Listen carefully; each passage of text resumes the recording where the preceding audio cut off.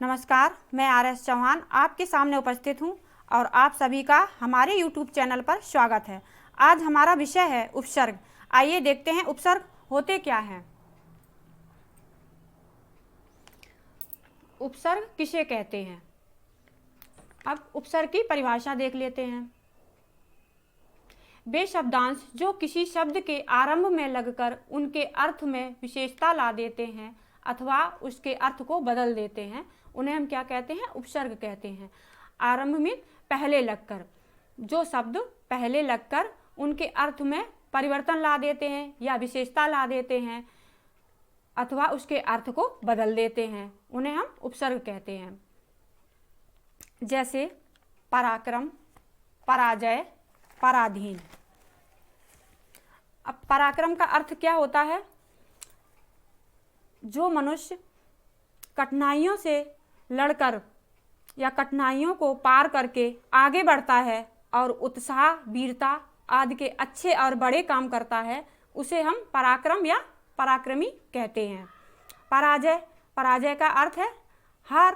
पराधीन, पराधीन का अर्थ है दूसरों के अधीन। इसमें पराक्रम में भी परा उपसर्ग लगा है और पराजय में भी परा उपसर्ग लगा है और पराधीन में भी परा उपसर्ग लगा है। उपसर्गों के 3 प्रकार होते हैं। उपसर्गों के 3 प्रकार होते हैं।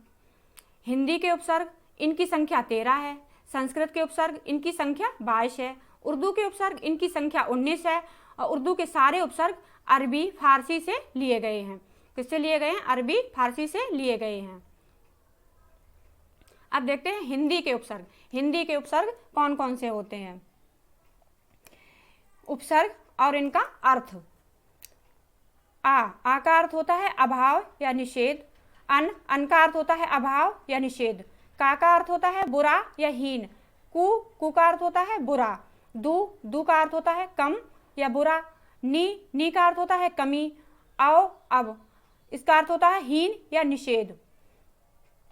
भर का अर्थ होता है पूरा। शु का अर्थ होता है अच्छा।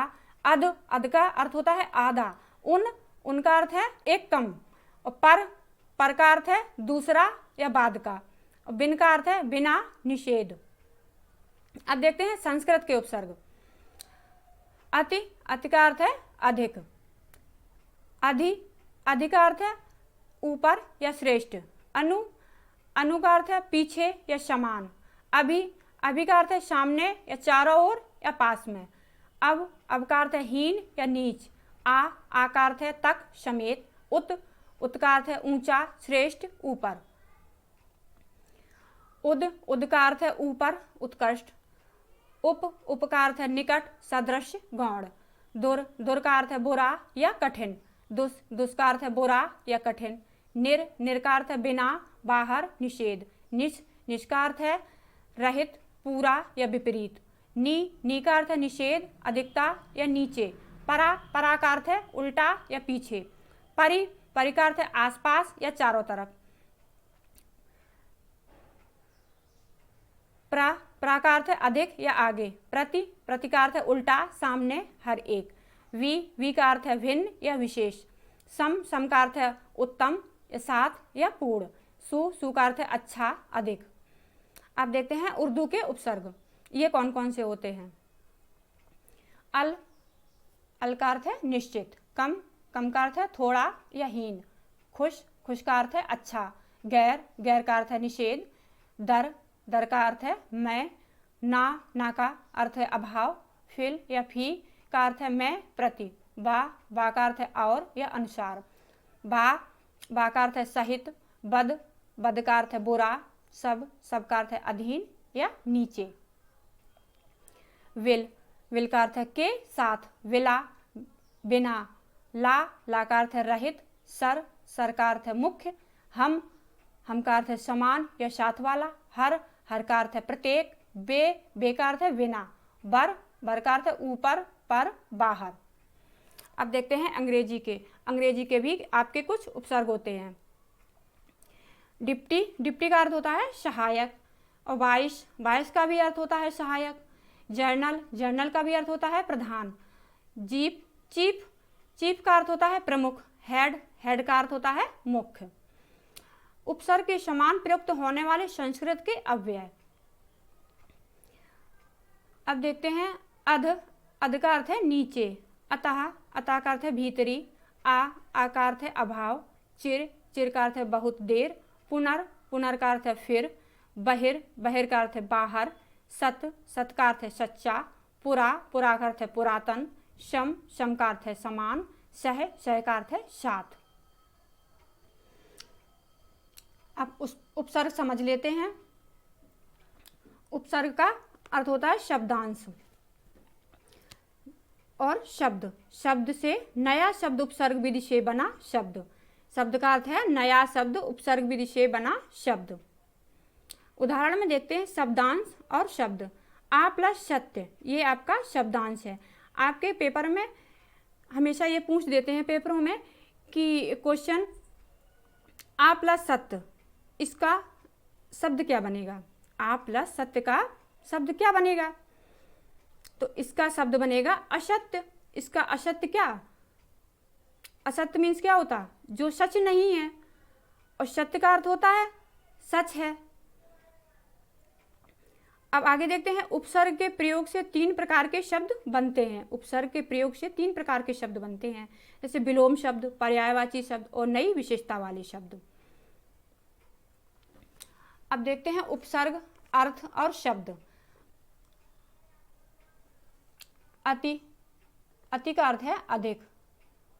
अत्यधिक, अत्यंत, अतिरिक्त। आपकी परीक्षा में जैसे आपको अति दे दिया उपसर्ग, अब आपसे ये पूछा जाएगा कि इसका अर्थ क्या होगा, तो अति का अर्थ होता है अधिक। और ऐसे भी क्वेश्चन बनते हैं अत्यधिक, अत्यंत, अतिरिक्त, इसका आपको उपसर्ग बनाना है। तो अत्यधिक का उपसर्ग क्या होगा अति, और अत्यंत का उपसर्ग क्या होगा अति, और अतिरिक्त का उपसर्ग क्या होगा अति। तीनों का अति ही होगा। ऐसे ही अप का है, अप का अर्थ है बुरा या हीन, तो इसका शब्द क्या बनता है अपयश, अपमान और अपकार। अब है आपका परा। परा का अर्थ होता है उल्टा या पीछे। अभी मैंने पीछे बताया आपको पराजय, पराभाव और पराक्रम। अब कुछ क्वेश्चन आंसर कर लेते हैं जिससे आपको समझ में आ जाएगा कि उपसर्ग कैसे बनते हैं। पहला क्वेश्चन है आपका, उपसर्ग को क्या कहते हैं। आपका क्वेश्चन आए कि उपसर्ग को क्या कहते हैं, ऑप्शन में दिया जाएगा शब्दांश, शब्द, पद, वाक्य। अगर आपने पढ़ा है तो आपको पता होगा कि उपसर्ग को क्या कहते हैं। अभी मैंने पीछे ही आपको पढ़ाया है कि उपसर्ग को क्या कहते हैं। उपसर्ग को शब्दांश कहते हैं। अगला क्वेश्चन है दुरात्मा में कौन सा उपसर्ग है। दुरात्मा में कौन सा उपसर्ग है, दुर, दुरा, दुर, दुस। अब आपका दुर ये 2 जगह आया है, इसमें सभी कंफ्यूज हो जाते हैं कि दुर 2 जगह लिखा है, इसका क्या हो सकता है उपसर्ग। तो देखते हैं कि ये जो दुर लिखा है इसमें क्या है, हलंत नहीं है, और ये जो दुरा है ये तो हो नहीं सकता है, और दुर है इसमें हलंत दी हुई है, और नीचे क्या है दुस, तो दुस ये भी नहीं हो सकता है। तो जिसमें हलंत दी हुई हो नीचे वही आपका सही आंसर होता है दुर।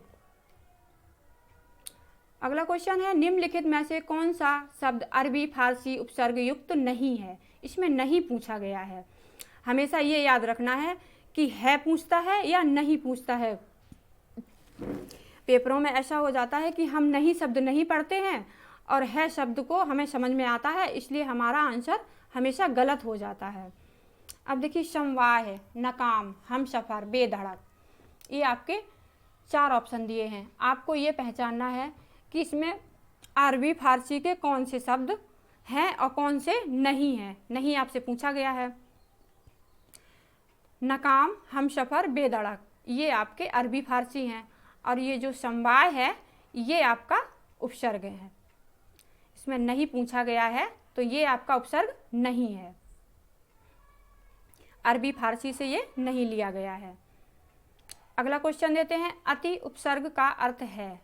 अति उपसर्ग का अर्थ है अधिक या बाहुल्य, सामीप्य, पीछे या ओर। इसका सही आंसर होगा अधिक बाहुल्य। अगला क्वेश्चन है किस शब्द में उपसर्ग नहीं है, इसमें अभी नहीं पूछा गया है। पराजय, प्रभाव, अपवाद, ओढ़ना। अब देखिए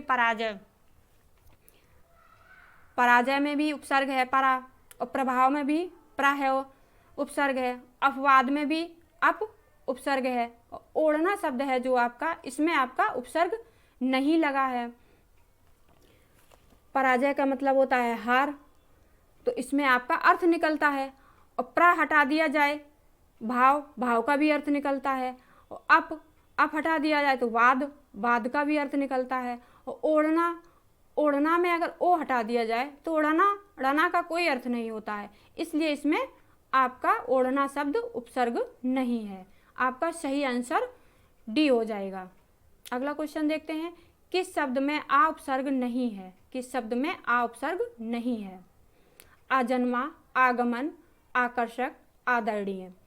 अब देखिए आजन्मा, इसमें भी आ लगा है तो आपका उपसर्ग हो गया। आगमन में भी आ लगा है, इसमें भी उपसर्ग हो गया। आकर्षक में भी आ लगा है, इसमें भी उपसर्ग हो गया।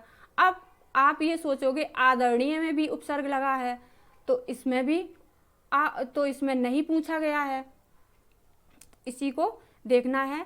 देखिए आजन्मा का आ हटा दिया जाए तो जन्मा का भी अर्थ निकलता है, आगमन का आ हटा दिया जाए तो गमन का भी अर्थ है, और आकर्षक आ हटा दिया जाए तो कर्षक का भी अर्थ निकलता है। लेकिन आदरणीय है जो आदरणीय, आ हटा दिया जाए तो दरणीय का कोई अर्थ नहीं निकलता है, तो इसमें ये प्रत्यय हो गया आदरणीय। तो नीय, जो नी आता है वो आपका प्रत्यय में हो जाता है, इसलिए इसमें आदरणीय उपसर्ग नहीं है। उच्चारण शब्द में उपसर्ग है उ, उच्च, उत, उच्च। आपका इसमें सी आंसर सही होगा। संस्कार शब्द में किस उपसर्ग का प्रयोग हुआ है, संस्कार शब्द में किस उपसर्ग का प्रयोग हुआ है। ऑप्शन देखते हैं सम, सन, सम्स, सन। इसका सही आंसर होगा ए, सम।